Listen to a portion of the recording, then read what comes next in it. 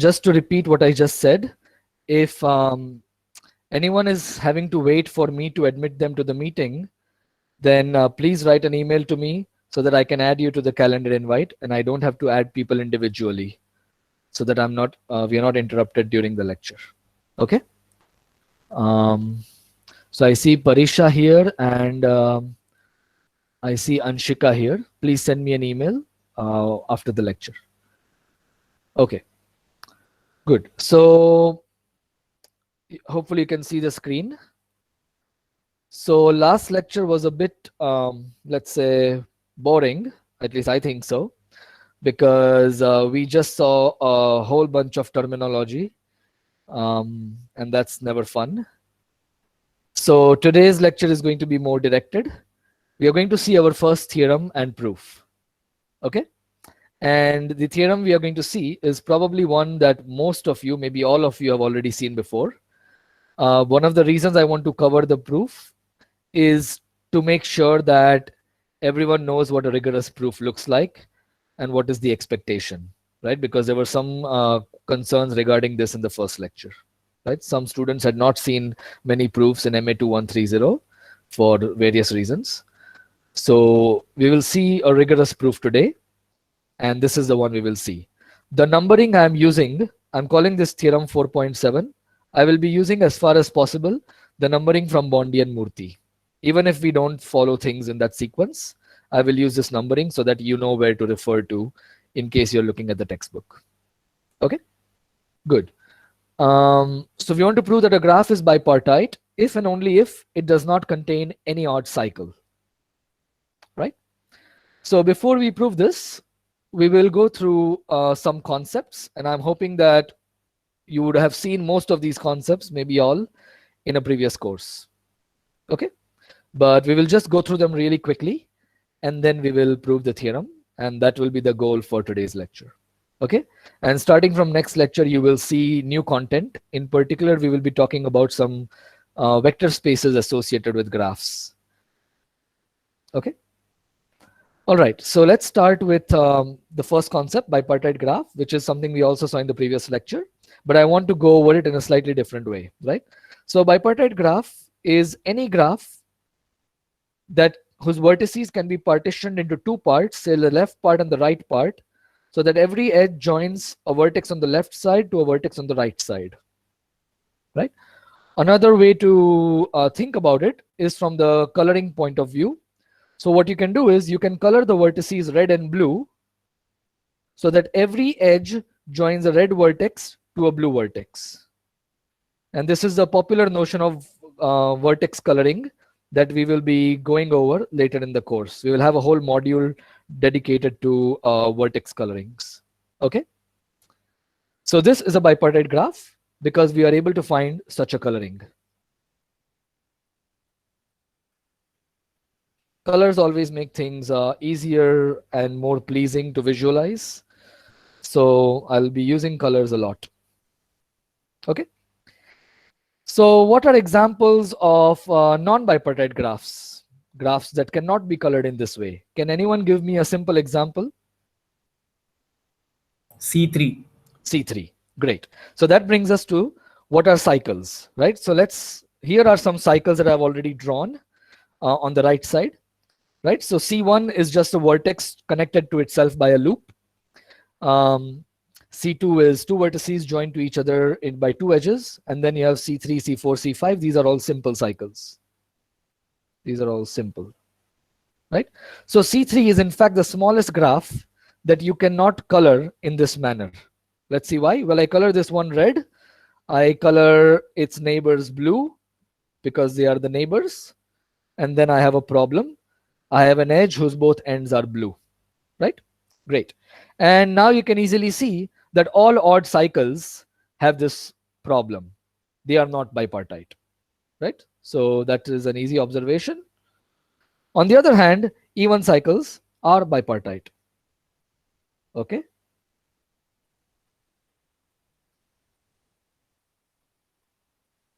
I'll just say non-bipartite. Okay. Great. So that covers bipartite graphs. All right, so if you want to determine whether a graph is bipartite or not, then you don't need to look at the whole graph at once. You can look at the individual components, the connected components of the graph. So that brings us to concept 2. What are connected graphs and what are the connected components of a graph?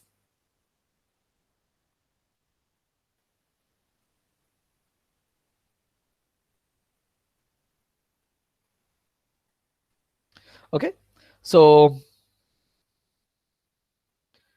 well, I am assuming everyone knows connected graphs. So here is an example of a graph that is not connected, right? This is the graph G that is not connected, right?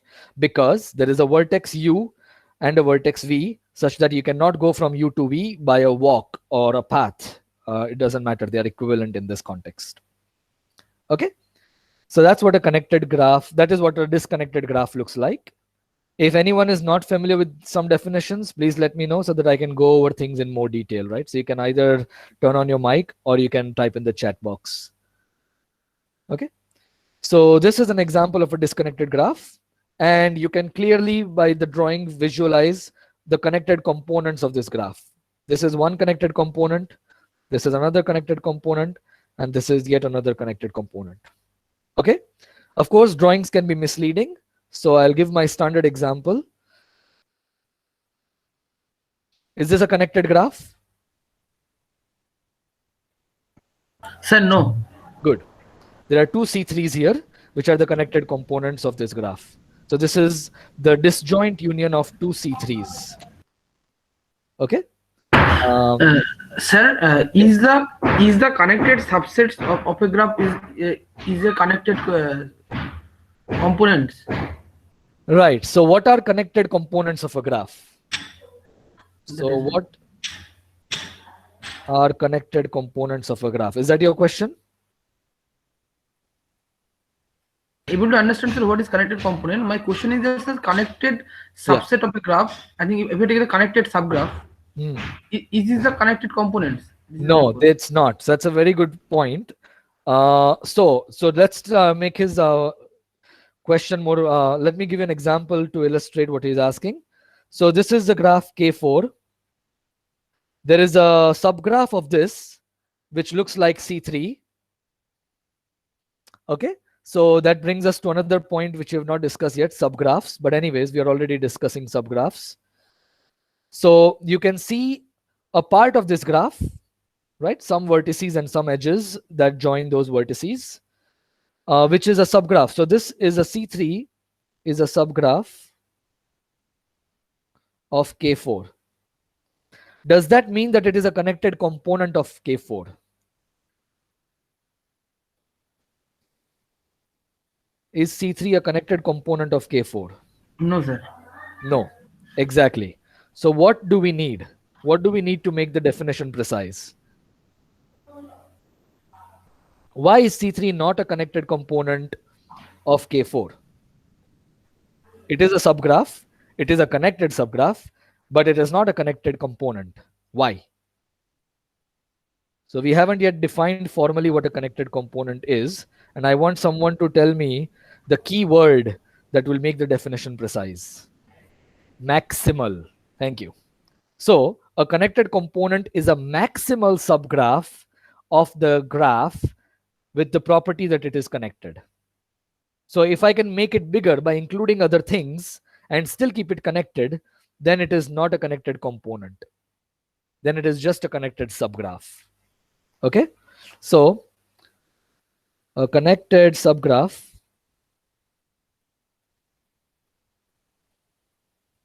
of, sorry, a connected component. Also, in this course, I will not be saying connected component. I will just be saying component. Okay. So a component of a graph is any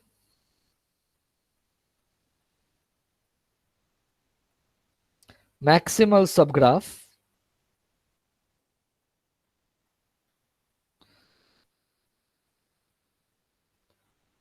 um, let me put some more notation of a graph G is any maximal subgraph H that is connected.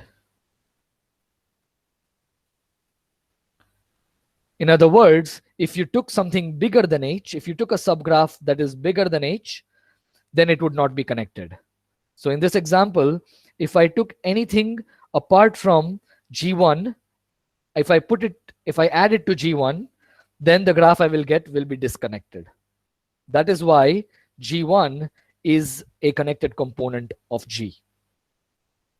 Right? Does that answer your question, Biplab? Yes, sir. Okay, good. Thanks.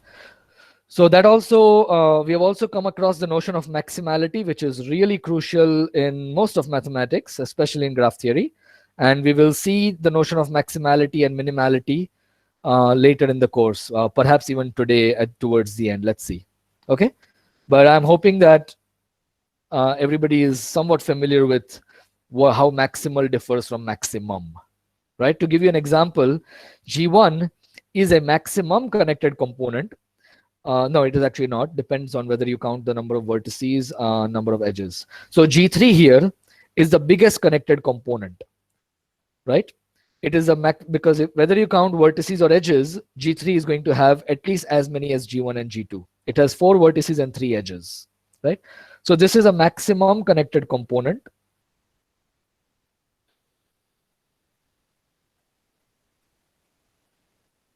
Whether you count vertices or edges. So let's say if you count number of vertices plus number of edges, just to be very clear. Okay, so this is a maximum connected component with respect to this parameter. Okay, however, G1 and G2 are still maximal. They are just not maximum because G3 is bigger than them. Okay, so in this is a context in which maximal and maximum are different, right? Are there any questions? Is everybody happy with the definition of a connected component? All right. So we have covered bipartite graphs. We have covered connected graphs. The reason I want to bring this up is I want you to notice that a graph is bipartite if and only if each of its connected components is bipartite. A graph is bipartite if and only if each of its components is bipartite. Does everybody agree with this? This is one of the reasons we are covering this, because we want to prove theorem 4.7. Okay, good. So now let me let me go back quickly to cycles. So cycles can be called odd and even depending on how many edges they have, which is equal to the number of vertices, of course. So C1, C3, C5 are odd cycles and they are not bipartite. C2 and C4 on the other hand are bipartite, right? Good. So I can color this black, I can color this white, and that is a coloring, and the same here, right? So these are even cycles. All right. So the next question you might ask, well, what are graphs that don't have cycles? I am assuming everybody has seen these. They are acyclic graphs. They are called trees if they are connected, and forests otherwise. Or forests need not, I mean, a tree is a forest in some sense, but trees are connected acyclic graphs and forests are just acyclic graphs, right? So trees are exactly the connected graphs that do not contain a cycle. And forests are acyclic graphs, right? So to give you a quick example,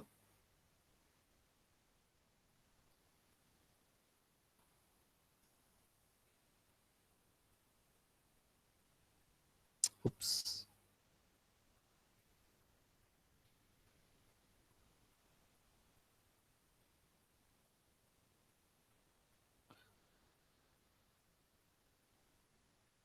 Okay, so here is a forest and its connected components are trees. Okay, so T1 is a tree, T2 is a tree, T3 is a tree. Okay, and I'm assuming everybody has seen these. I need to turn off my phone, I'm sorry.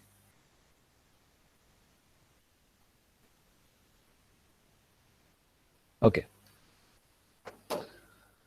all right, so these are trees and forests, and these are exactly the graphs that do not contain any cycles. Okay, and since we are talking about trees, most of you have also seen spanning trees in your courses, one of the most popular concepts from graph theory. Let's just briefly talk about spanning trees. Right, so if I give you a graph that is connected, Sir, yes, trees are a connected component of forests. that's right, trees are connected Okay. components of forests. Okay. Right, thanks. So now let's talk about spanning trees. Supposing I give you K4, then what you may do, K4 is connected, what you can do is you can always find a set of edges in this connected graph that will cover all the vertices or span all the vertices, but will not contain any cycle. Okay, this can always be done. That's a basic fact from graph theory, or you can call it a theorem that you would have almost surely seen in the previous course. So if someone hasn't seen, then please let me know. So I'll just state the fact.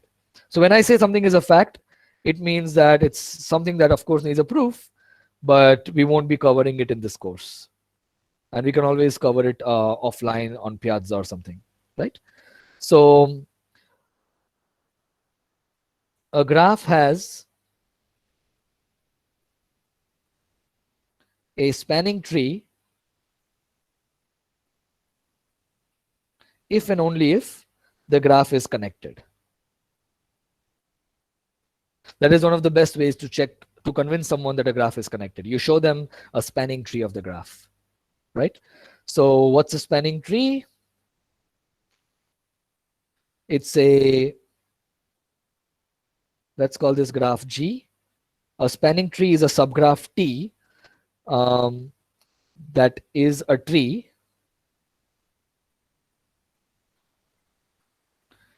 and includes and has the property that the vertices of G is exactly equal to the vertex set of T. Okay?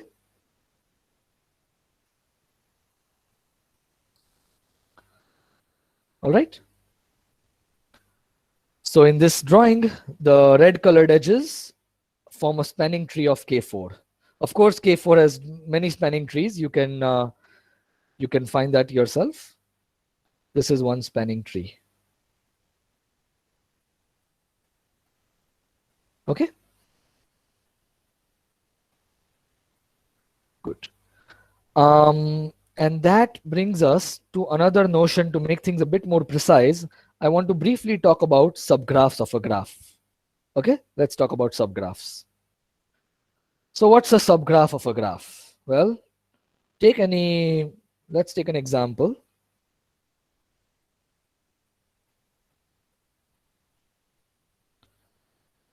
Sir, for a given number of vertex, spanning tree is not unique. So there may be some another spanning tree also. That's right. A graph may have many spanning trees.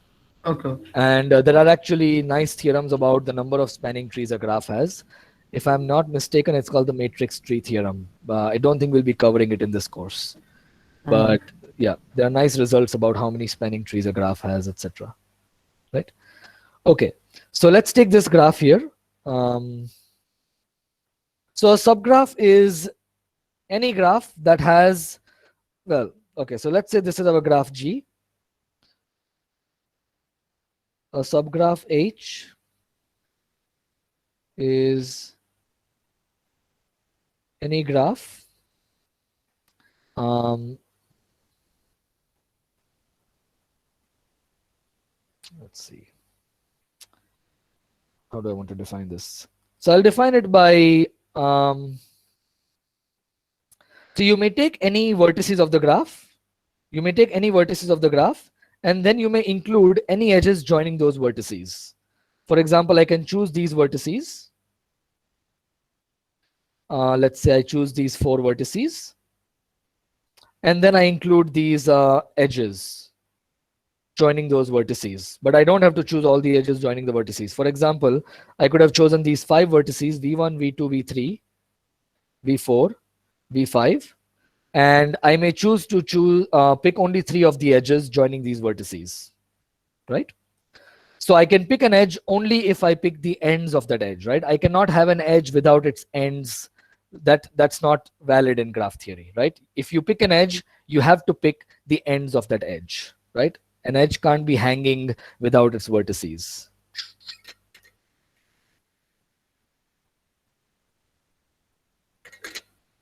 Another way to think of it is a subgraph is any graph that may be obtained by first deleting a set of vertices and then deleting some edges from the graph, joining those vertices.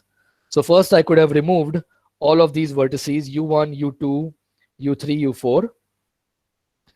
That already means that all of the edges that are connected to these vertices will be thrown out.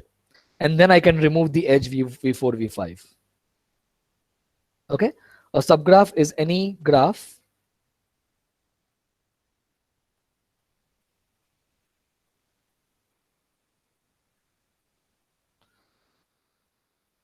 that may be obtained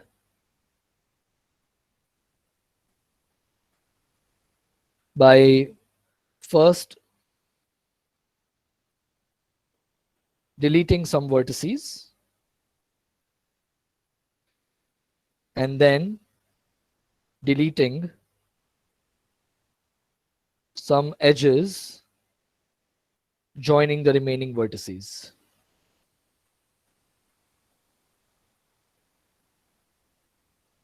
Right? Of course, this wordy definition does not serve much purpose. It is much clearer from the drawing what a subgraph means, right? The intuition is way more clearer if you just take some examples. Okay, and of course here I labeled the vertices, but in general I will say something like C3 is a subgraph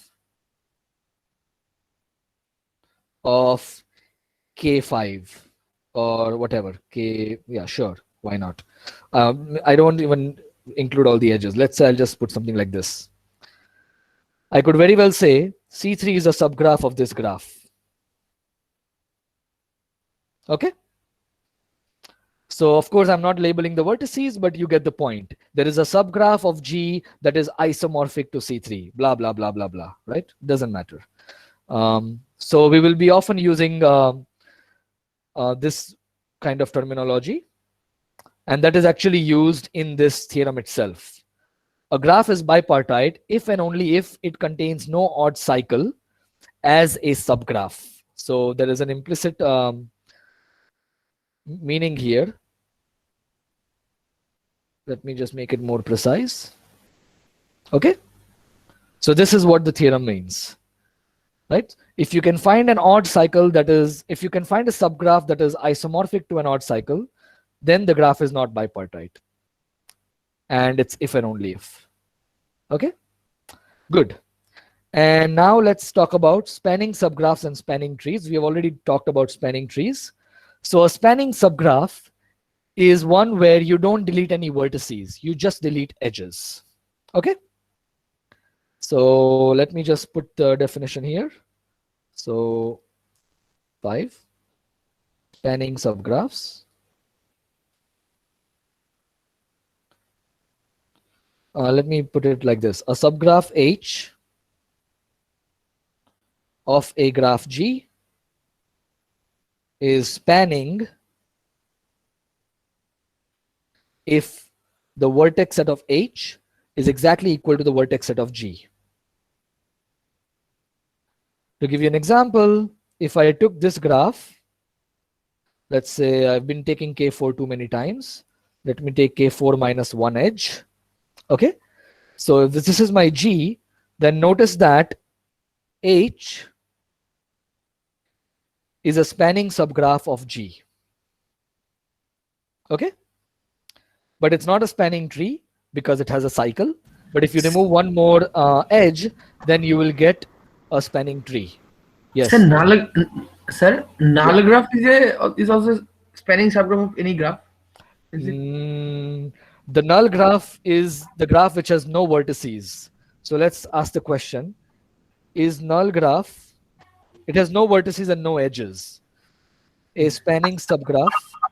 Or subgraph? This is also my question. Spanning subgraph or subgraph of any graph? Is It it is not spanning subgraph. Right, right. So null graph is not a spanning subgraph of the graph G in this example, but is it a subgraph? Yes, it is a subgraph.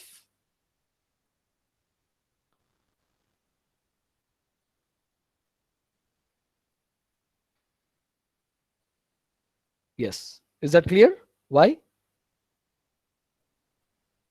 yes, sir. Because I can delete all the vertices in case of Ex- subgraph. Exactly, exactly.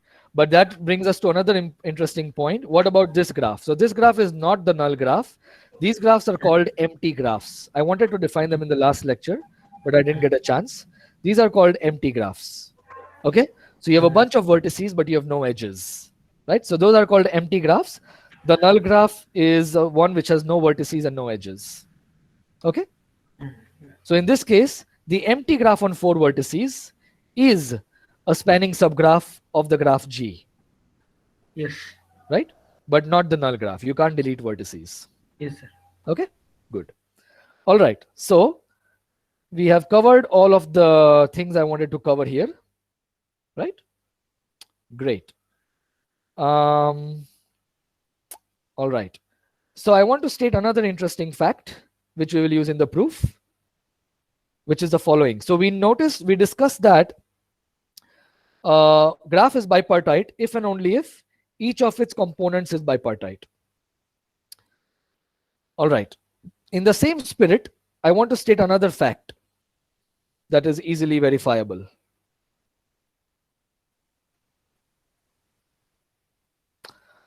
Supposing I want to check whether some graph is a subgraph of another graph. Let's see. I want to check that a connected. Okay. So let H be a connected graph. And I want to check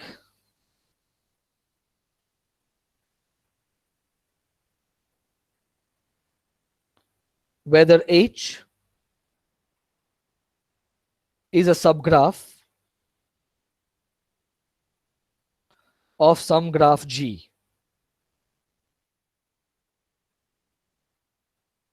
So let me give you an example to visualize. Supposing H is my triangle,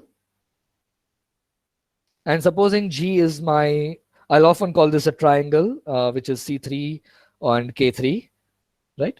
Supposing H is a triangle and G is the following graph.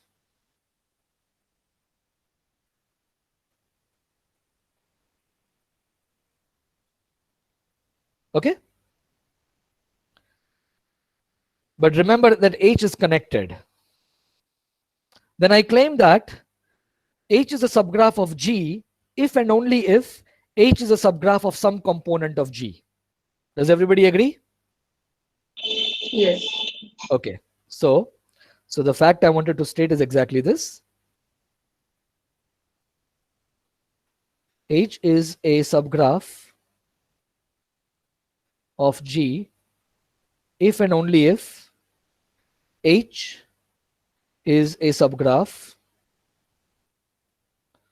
of some component of G.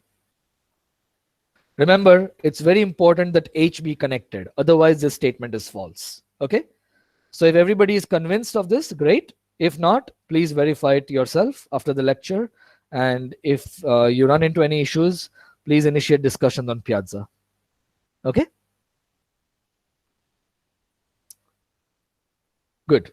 So now that we have all of these ingredients, let's proceed to prove theorem 4.7.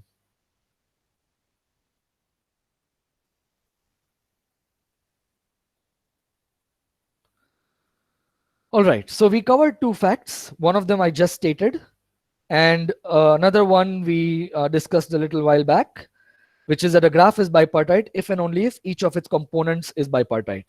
Let me call this fact 1. And let me call this fact 2. Okay? So the first step in our proof is to get rid of disconnected graphs. Or in other words, to reduce the problem to connected graphs. Okay? So, step 1. Due to facts 1 and 2,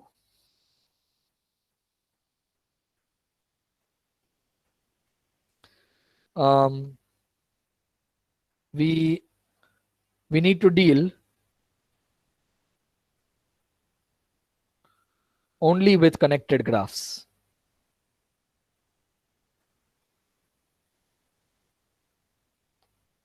Why? Well, the fact 1 is clear. The graph is connected. The graph is bipartite if and only if each of its components is bipartite. And fact 2 implies that a graph has an odd cycle as a subgraph if and only if at least one of its connected components has an odd cycle as a subgraph. Okay? So using these two facts, I want you to convince yourself now or later that we don't need to deal with all graphs in the world. We can restrict ourselves to connected graphs. If we prove the theorem for connected graphs, then the theorem will be proved for all graphs. Any questions? Any concerns? Anyone who is really not convinced? If you're somewhat convinced, then I'm sure you can figure out the details after the lecture. But if you're really not convinced, then we can discuss it now.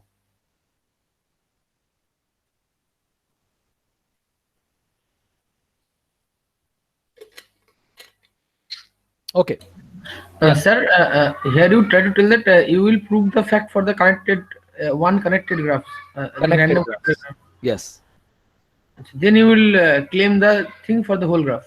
Yes, that is exactly what I'm trying to say here. So I'm not even going to write down the details. I want you to verify it yourself that if we prove the fact for connected graphs, then the fact is also true. The theorem is also true for all graphs. And I want you to convince yourself that this is true because of the first two facts that we stated, facts 1 and 2. Does that make sense? Yes, sir. Yeah? Okay. Yes, sir. Okay, good. So in case you are not convinced, if you're not fully convinced right now, please think about it after the lecture and see how using facts 1 and 2, proving it for connected graphs implies it for all graphs. Okay? For now, we will proceed to step 2. We will prove the statement for connected graphs.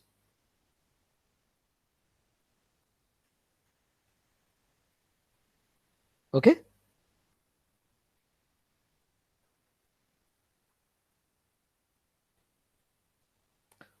All right. So the statement has two directions. If a graph has an odd cycle, then we need to prove that it is non-bipartite. Okay? And the other direction is, well, if it is bipartite, then it cannot have any odd cycle. Which direction is easier? Can someone tell me what's the easier direction? None of them is too difficult, but one of them is significantly easier than the other. If it has odd cycles, then it is not. Exactly. Bipartite. Thank you. Thanks, Ravi. So if the graph has an odd cycle, then it is not bipartite. So observe that this actually follows from the definition itself. Observe that if G has a subgraph, G has a non-bipartite subgraph,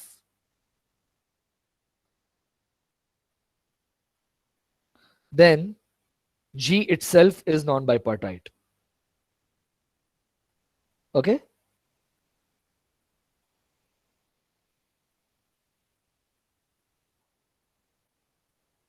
Sometimes I will write Y in parenthesis. It means that it is something that is essentially evident, but if one is seeing the topic for the first time, they may have to spend a few seconds to think about it, right? So if you have issues in coloring a subgraph with two colors, then you will also have issues in coloring the whole graph with two colors. That's essentially the reason why this is true.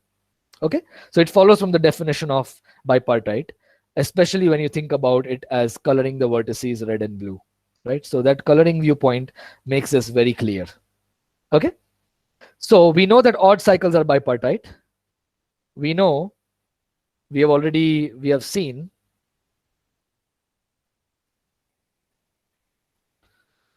that odd cycles are bipartite.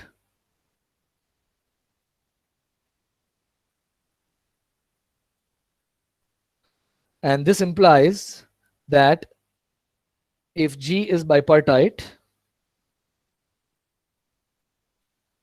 then G does not have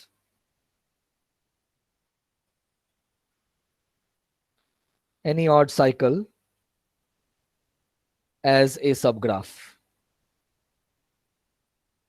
Okay, so let's go back to the theorem. If the graph is bipartite, then it has no odd cycle. So we have proved the forward direction. Okay, so this is the forward direction. And now let's go to the reverse direction. Is everybody happy so far?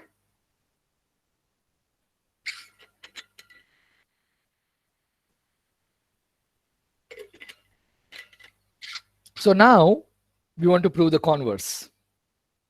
If a graph does not have odd cycles, then it is indeed bipartite. We have a connected graph, remember? So let G be a connected graph. Sir, odd cycles are bipartite. We have seen that odd cycles are Odd bipartite. cycles are non-bipartite, Okay, non-bipartite. Okay, evident bipartite. right? You cannot color the vertices of an odd cycle with two colors so that every edge joins two distinctly colored vertices.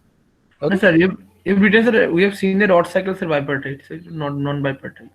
Right, non-bipartite, yes. Yes, you've written bipartite. Oh, have I written bipartite? Is it, sir, in the last page. Oh, I'm sorry. Where is it? Sir, in the Oh, I'm sorry. Odd cycles are non-bipartite. That is what I meant to write. Thanks for correcting. Good. All right. So, yes. Good. So now we are trying to prove the other direction. Let G be a connected graph that does not have any odd cycle as a subgraph. Okay? We want to show that G is bipartite. Our goal is to show that G is bipartite. Okay? So how are we going to do this? I want to use the ingredients that we have discussed. We have a connected graph. What does this mean? What does it mean that we have a connected graph? We have discussed something that every connected graph has a certain property. What is that?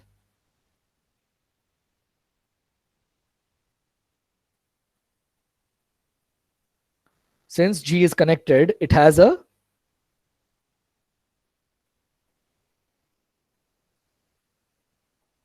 anyone? What does G have if it is connected? Every subgraph is connected. Not necessarily. A connected graph can have disconnected subgraphs, but it has a spanning tree. Right? In a connected graph, you can have subgraphs that are disconnected. To give you an example, this is a connected graph, and these two vertices without any edges are a subgraph of the graph that is disconnected.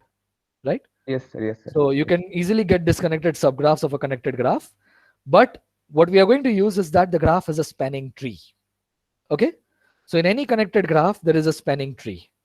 Let's take one quick example to illustrate the proof. Oh, I want a graph without odd cycles. I'm sorry.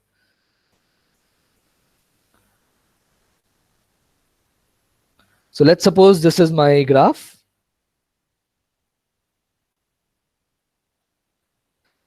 Okay, it does not have odd cycles. I want to prove that it is bipartite. So what I'll do is I'll take a spanning tree of the graph. So I'll think of a spanning tree as a set of edges, and all the vertices have to be taken anyways. So this is a spanning tree of the graph. Is that correct?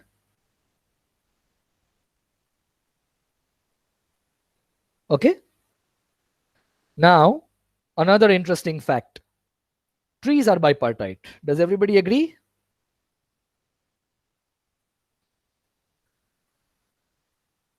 Trees are bipartite. There are many ways to prove this simple statement. One of the easy ways is to think of a tree as a rooted tree. You see, any tree can be thought of as having a root, and then all the vertices can be put into layers or levels.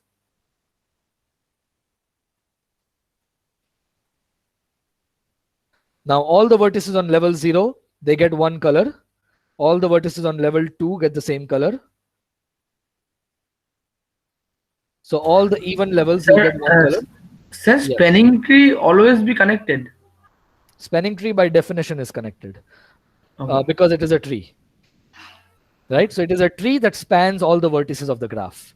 And trees by definition are connected acyclic graphs. Okay. Right? Okay. So if you have a spanning forest that is not connected, then it is not a spanning tree. Right? So to give you an example, if this is your graph, then here is a spanning forest. Let me see. I can take all the vertices, but I will only take some of the edges. Right? Sorry. Right. So this is a spanning forest because it has three components. One component, another component, and a third component. Right? But trees have to be connected. So this is not a spanning tree. Does that make sense? Yes, sir. Okay. Yes. Good.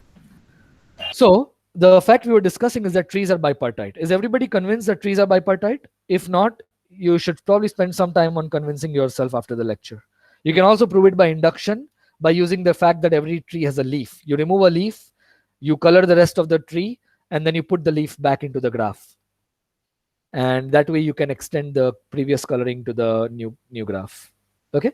So trees are bipartite. So I take a spanning tree of the graph, and I can color the vertices of the spanning tree red and blue.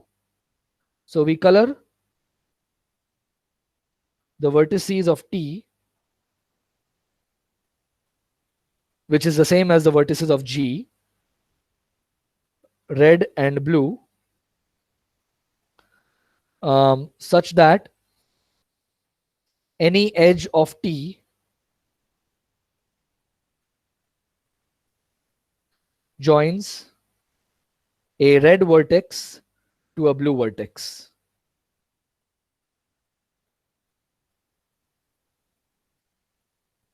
Okay.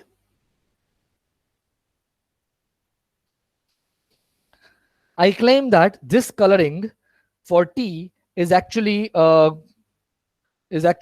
proper coloring for the whole graph G. So in other words, if you put back the edges of the graph G, you will still not have any problems. You will still have that every edge joins a red vertex to a blue vertex. Let me give you an example. Let's take the example we're already looking at. So this is my spanning tree T. Now I will color the vertices red and blue in this tree. So if this is red, then this has to be blue. And now the neighbors of this on the tree have to be red. So these two are red.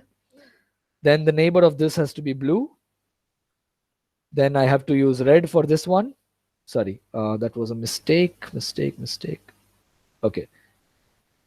This is supposed to be red. This is supposed to be blue. And this last vertex is going to be blue.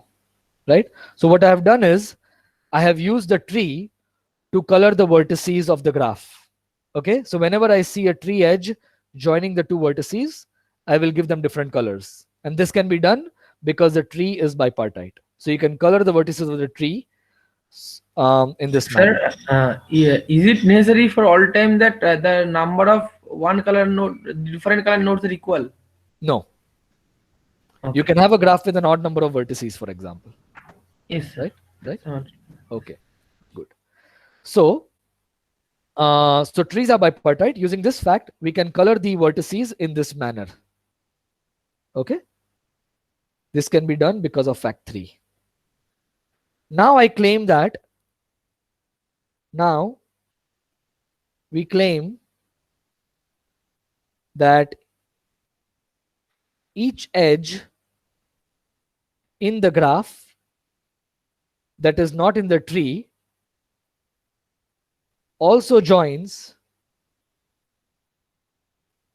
a red vertex with a blue vertex. So we know that this is true for the tree edges, but now I'm claiming that this is also true for all the remaining edges of the graph, right? And if we prove this, then it means that the graph is bipartite as we want it to, right? So why is this true? Can someone tell me how do we complete the proof from this point?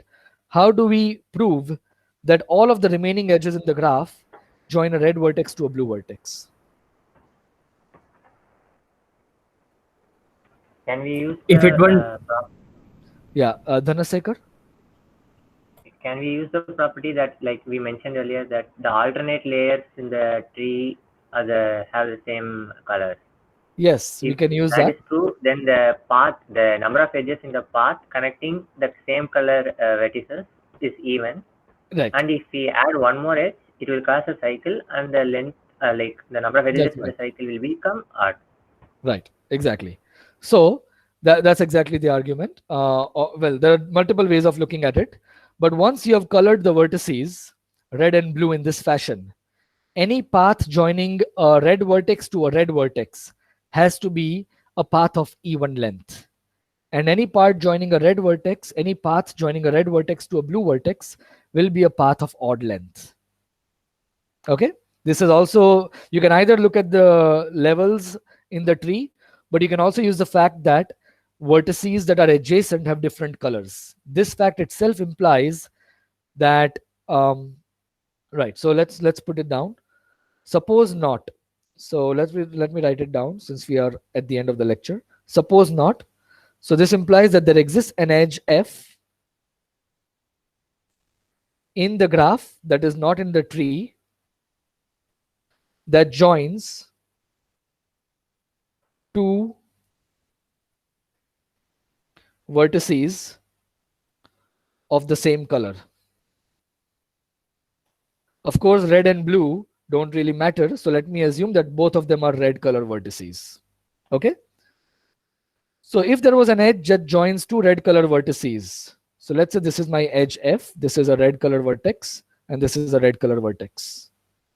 This is an edge not in the tree. Well, in a tree, between any two vertices, there is a unique path. Actually, the uniqueness doesn't matter here, but there is a path joining the two vertices U and V. In T, there exists a path P joining U and V, right? So it is a path whose ends are U and V. But U and V are both red colored vertices. Sir, Yes. you are trying to giving some contradiction, but it will follow from the definition of a bipartite graph like that. If same color to same color, it is even, and same color to different color, one color to different color, it is odd, the length. Yes, yes, that is exactly what we are using. Yeah, In but the you- tree, remember, Biplab, the tree is bipartite. We don't know if the graph is bipartite. We are trying to prove that the graph is bipartite, Okay. right? So here, when we are talking about this path P, we are using the fact that the tree is bipartite because all trees are bipartite. But we want to now prove that the graph is bipartite, right? So in the graph, the remaining edges also have to respect the coloring given by the tree. Does that make sense? Yes, sir. Okay. So in the tree, this path is going to have even length, because if this is red, then this is blue, this is red, this is blue, this is red, and then you will have another vertex which is blue. So this has to be an even length path. Note that P is of even length. This implies that when you add the edge F P plus F. People often use union, but I don't care about that. I will often use plus instead of union. This is an odd cycle in G. Because you have an even length path and you add one edge to it, you will get an odd length cycle. And this is our contradiction, right? Because our assumption was that G has no odd cycles. So this implies that every edge of the graph joins two vertices of different color, right? And that proves the theorem. This implies that each edge of G joins a red vertex with a blue vertex. Okay, and this is the end of the proof of theorem 4.7. Okay, so yeah, so the lecture is officially over, so you may feel free to leave if you have other commitments. I will just make a few comments that the reason I wanted to cover this proof is to give you an example of what a rigorous proof in graph theory looks like. Of course, we will be seeing much harder proofs than this. But anyways, this is still an example of a rigorous proof, right? There are some facts that we did not prove, but those are facts that you have either seen in previous courses, or they are really straightforward to prove and you can do it on your own, right? So one of the things about graph theory, and for that matter, all of mathematics, is to also figure out what things are really not worth explaining, right? But in most proofs, that will be fairly difficult compared to this one. We will have to explain many more things, right? Okay. All right. So are there any questions about this proof or anything we discussed today?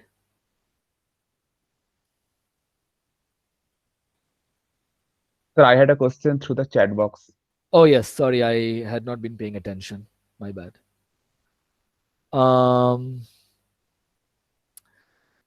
Does the number of connected components tell anything about the graph itself? Well, the number.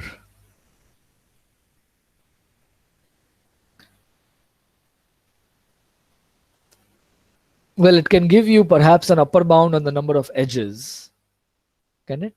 Sure, it can give you some loose upper bounds on the number of edges because all the components could be complete graphs.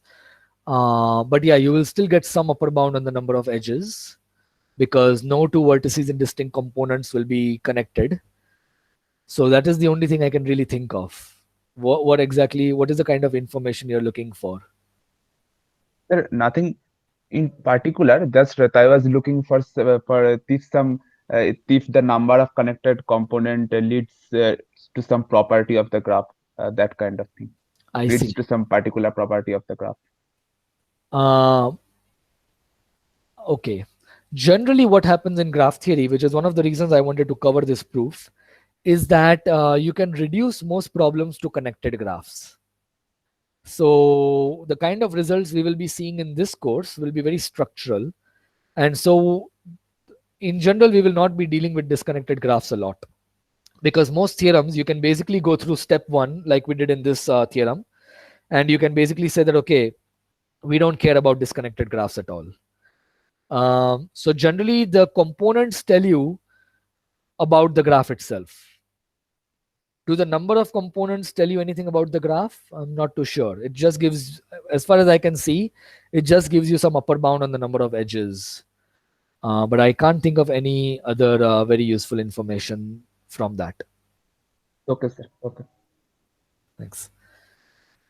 Any other questions? Does anybody have anything to add to this?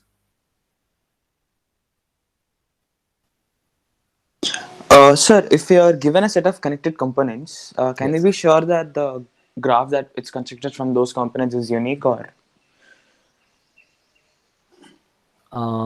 You mean so you're already given all the components of the graph?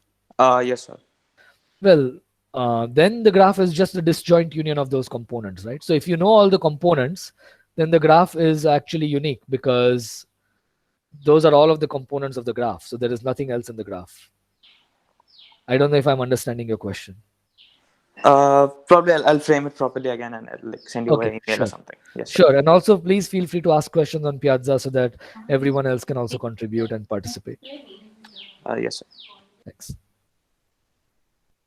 Any other questions, concerns?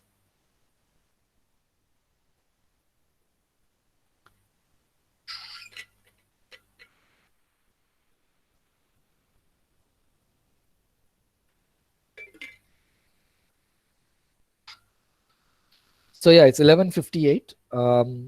I'll still be here for another 2-3 minutes. I will probably stop recording now, but feel free to ask more questions.